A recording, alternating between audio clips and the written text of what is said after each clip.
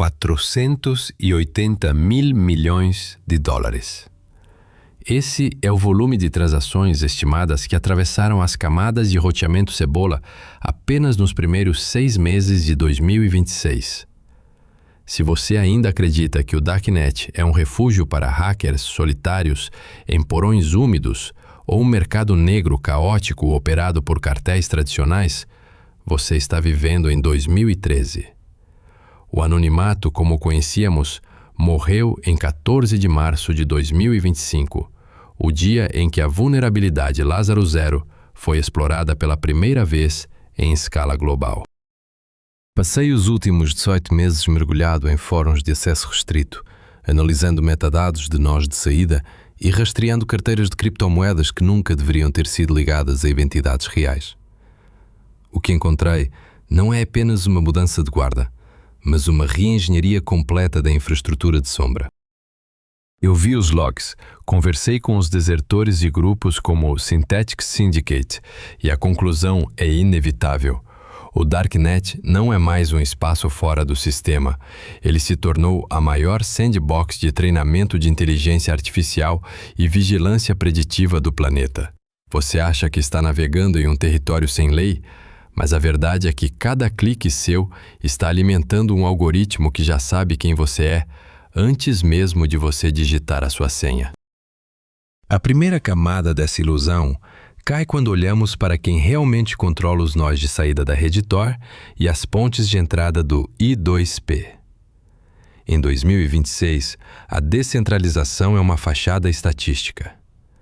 Minha investigação revelou que aproximadamente 74% de todo o tráfego de saída da rede Cebola é processado por servidores que, embora listados sob diferentes nomes e jurisdições, pertencem a apenas 3 conglomerados de infraestrutura de nuvem com sede em Virgínia, Tel Aviv e Shenzhen. Estes não são apenas provedores de serviços de internet. Eles são subcontratados de agências de inteligência nacional que operam sob o que chamamos de protocolo de visibilidade passiva. Eles não precisam derrubar os mercados de drogas ou os fóruns de venda de exploits. É muito mais lucrativo deixá-los funcionar. Ao manter esses mercados ativos, eles criam um ecossistema controlado, onde podem observar comportamentos, mapear relações de confiança e, mais importante, treinar sistemas de IA em cenários de crime real para prever ameaças em redes de superfície. O Darknet, em 2026, é um zoológico de vidro, e nós somos os espécimes sob observação. Você se pergunta como isso é possível sem que a comunidade perceba? A resposta está na Operação Morpheus, uma iniciativa coordenada que começou discretamente em 2024. Diferente das operações espetaculares de apreensão do passado, como a do Silk Road ou do Alphabay, o objetivo da Morpheus não foi o fechamento, mas a infiltração estrutural. As autoridades perceberam que fechar o mercado apenas causava a dispersão dos usuários para novas plataformas mais difíceis de rastrear. A solução foi a criação de honeypots de infraestrutura. Através de empresas de fachada e investimentos em tecnologias de criptografia quântica resistente, agências governamentais tornaram-se os principais mantenedores da rede. Eles oferecem a melhor segurança, os servidores mais rápidos e o roteamento mais estável. Quando um administrador de um grande mercado negro busca proteção contra ataques DDoS, ele acaba, sem saber, contratando serviços de proteção que são operados pelas mesmas pessoas que deveriam estar caçando. O controle não é mais exercido pelo medo, mas pela dependência tecnológica. Pense nisso por um momento. Se você controla o solo onde a semente cresce, você controla a árvore. Em 2026, os grandes dreadlords e administradores de fóruns que ostentam poder são, na verdade, zeladores de luxo. Eles recebem permissão para operar enquanto as informações que coletam forem úteis para o consórcio de sincronização de dados. Este consórcio é uma aliança híbrida entre o setor público e privado, onde gigantes da análise de dados trocam ferramentas de descriptografia em tempo real por acesso aos fluxos brutos do Darknet. O anonimato digital tornou-se um produto premium, vendido para quem pode pagar, mas monitorado por quem o fornece. O mecanismo é elegante. O sistema permite que você se sinta seguro para que você seja honesto em sua ilegalidade. Não há nada mais valioso para um analista de inteligência do que um criminoso que acredita estar invisível. Mas quem são as faces por trás desse consórcio? Não procure por políticos ou generais conhecidos. O verdadeiro poder no Darknet de 2026 reside nos arquitetos de latência. São engenheiros dissidentes de empresas como a Palantir, ex-operadores da Unidade 8200 Israel e matemáticos russos que operam fora da jurisdição de qualquer Estado-nação, mas sob o financiamento de fundos de investimento soberanos. Eles criaram o que eu chamo de o panóptico de algoritmo.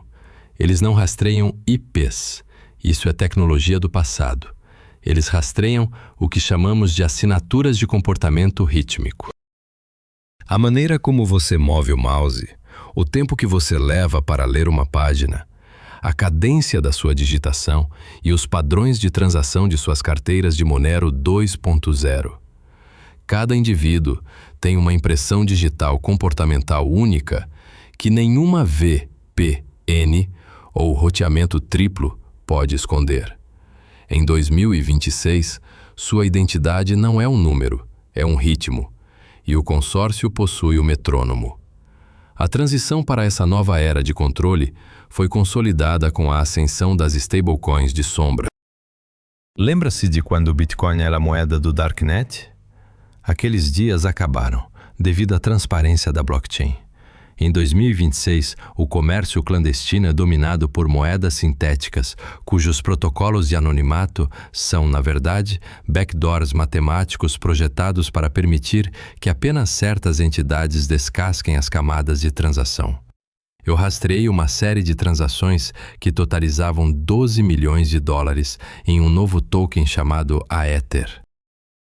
O que parecia ser uma compra de armamento pesado na Europa Oriental era, na verdade, uma transferência de fundos entre duas agências estatais, usando o Darknet como uma lavanderia de dinheiro para operações de desestabilização.